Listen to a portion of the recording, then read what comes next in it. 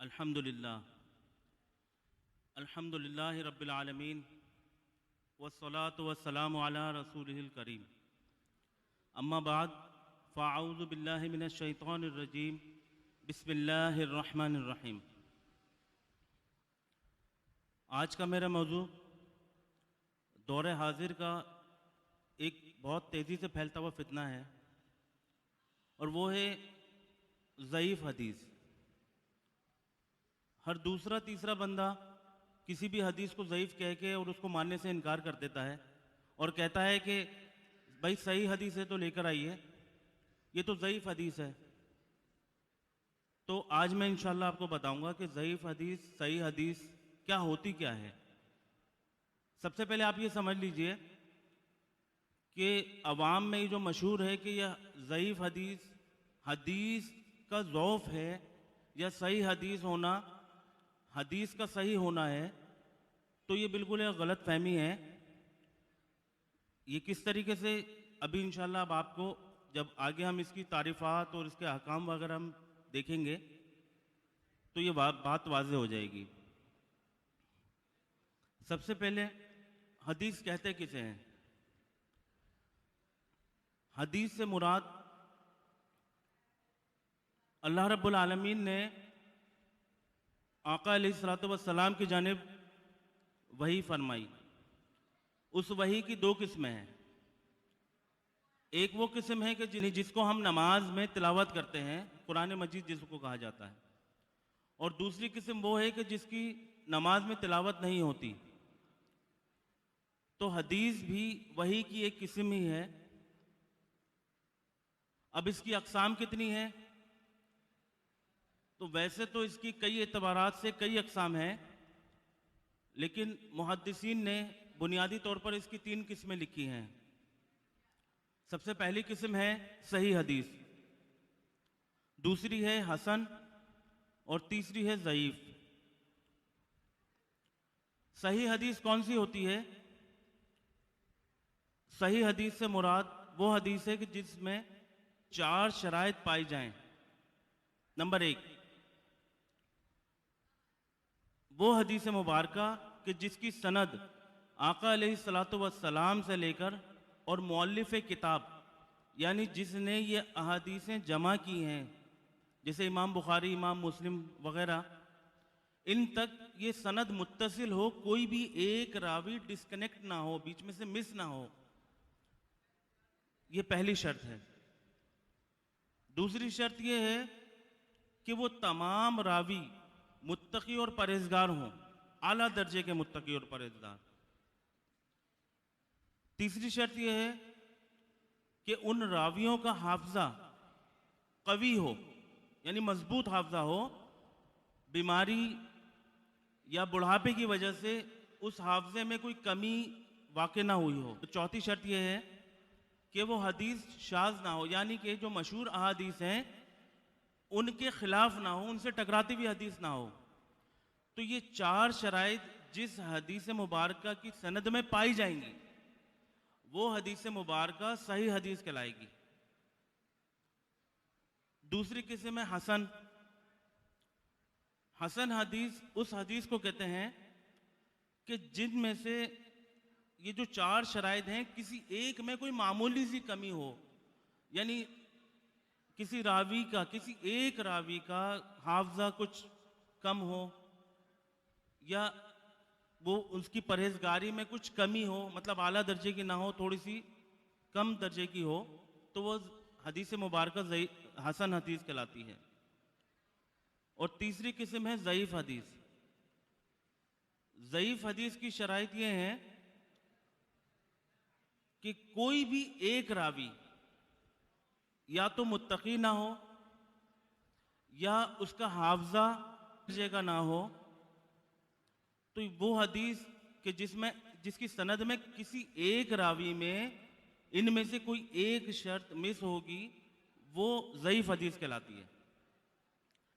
अब आपको वाज़ेह हो गया होगा कि दरअसल मतन हदीस के एतबार से, यानी जो आका अलैहिस्सलातु वस्सलाम का कौल है या फ़ेल है, उसके एतबार से हदीस में ज़ौफ़ या हसन या सही होना नहीं होता है।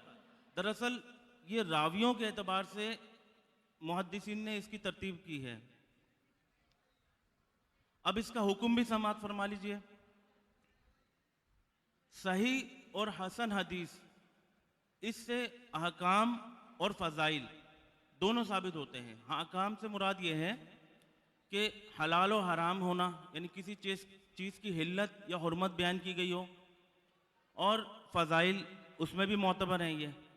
जबकि ज़ईफ़ हदीस सिर्फ फ़ज़ाइल में मोतबर होती है, इससे हलाल और हराम के अहकामात नहीं निकाले जा सकते। तो पता ये चला कि ज़ईफ़ हदीस भी हदीस होती है और इससे फ़ज़ाइल साबित हो सकते हैं।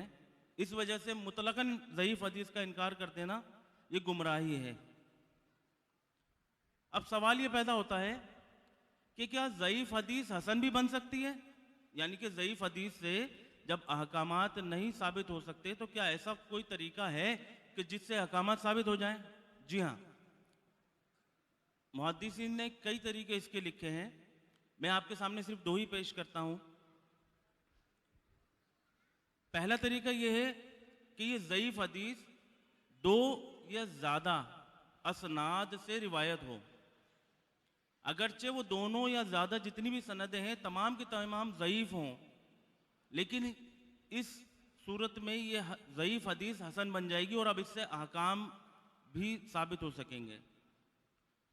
दूसरा तरीका यह है कि उलमाए कराम का इस पर अमल हो जाए, यानी अगरचे ज़ईफ़ हदीस है लेकिन इस पर उलमाए कराम अमल करने लग जाएं तो ये अब हसन के दर्जे में आ जाएगी और इससे अहकाम भी साबित होने लग जाएंगे। अब इस तमाम बातों से नतीजा क्या निकलता है?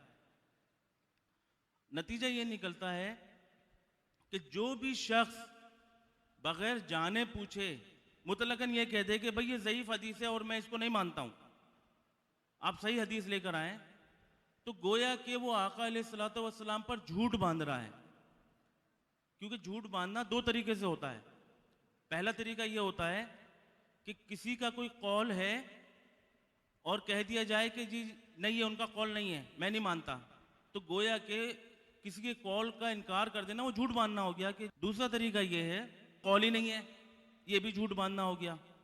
तो हमारे माशरे में अवाम में जो एक बात मशहूर है वो ये है कि ज़ईफ़ हदीस दरअसल माज़अल्लाह हदीस होती ही नहीं है। वो एक और चौथी किस्म है, उसको कहते हैं मौजू हदीस, यानी कि मन घड़त जिसे कहा जाता है कि बनावटी हदीस है। ऐसा कोई मतलब आका अलैहिस्सलातु वस्सलाम का फरमान नहीं है लेकिन उसको बना लिया गया, उसको मौजू कहते हैं। अब ये जो बात मैंने अभी आपके सामने बताई है कि झूठ बांधना, इसके हवाले से आका अलैहिस्सलातु वस्सलाम की हदीस मुबारक है, सही बुखारी और सही मुस्लिम की हदीस है। जनाब हज़रत अबू हुरैरा रज़ियल्लाहु ताला अन्हु रिवायत करते हैं, आका अलैहिस्सलातु वस्सलाम ने इरशाद फरमाया, इसका तर्जमा ये है कि जिसने मुझ पर जानबूझकर झूठ बांधा तो वो उसने अपना ठिकाना जहन्नम में बनाया। औ कमा क़ाल रसूलुल्लाह सल्लल्लाहु अलैहि वसल्लम। तो मैंने जैसे अभी आपको इससे पहले बताया है कि झूठ बांधना दोनों तरह से हो सकता है। तो कहीं ऐसा तो नहीं है, मैं भी गौर करता हूँ, आप भी गौर कीजिए, ऐसा तो नहीं है कि कोई हदीस मुबारक हो जिसको ज़ईफ़ हदीस कहा गया है, यानी जिसको सब मानते हैं कि ज़ईफ़ हदीस है, और हम अनजाने में बगैर इल्म के हम उसका इनकार कर दें, तो क्या हम इस हदीस के मिस्दाक नहीं हो जाएंगे? अस्तग़फिरुल्लाह, अल्लाह मान वल हफीज़। तो हमें और आपको ये चाहिए कि हम इस बात पर गौर करें कि हम कहीं अनजाने में कोई ऐसा काम तो नहीं कर रहे कि जो हमारे तमाम आमाल इकारत कर देगा। तो होना ये चाहिए कि जिसका जो काम है वो उसके सुपुर्द किया जाए। यानी अगर हदीस के मामले में अगर किसी को कोई बात मालूम करनी है तो उलमा किराम के पास पहुँचे, मुहद्दिसीन के पास पहुँचे, ना कि उसको डायरेक्टली मना कर दिया जाए बगैर किसी से पूछे गजे। हालांकि होता यह है कि अगर एक इंजेक्शन भी लगवाना हो टेटनस का तो उसके लिए भी डॉक्टर से मशवरा लिया जा रहा होता है, जबकि वो मामूली सा इंजेक्शन है और कोई भी कंपाउंडर लगा सकता है। लेकिन दीन के बारे में हमारी ऐसी बेहतियाती देखने में मिलती है कि बस अल्लाह ताला से दुआ है कि मेरा कहना आपका सुनना, अपनी बारगाह में कबूल व मकबूल फरमाए, और हमें जिस चीज़ का इल्म नहीं है तो उसके मुताल्लिकीन से मालूम करने की आदत अपनाने की तौफीक अता फरमाए। एक आखिरी बात और कहना चाहूँगा कि आज 23 रमज़ानुल मुबारक 1440 हिजरी मेरी दादी साहिबा का इंतकाल हो गया है। तो आप तमाम से इल्तिमास है कि उनके इसाले सवाब के लिए एक मरतबा अलहम्दु शरीफ और 3 मरतबा कुल वल्लाह शरीफ पढ़कर इसाले सवाब कीजिए कि अल्लाह ताला उनकी मग़फ़िरत फरमाए। वमा अलैना इल्लल बलागुल मुबीन।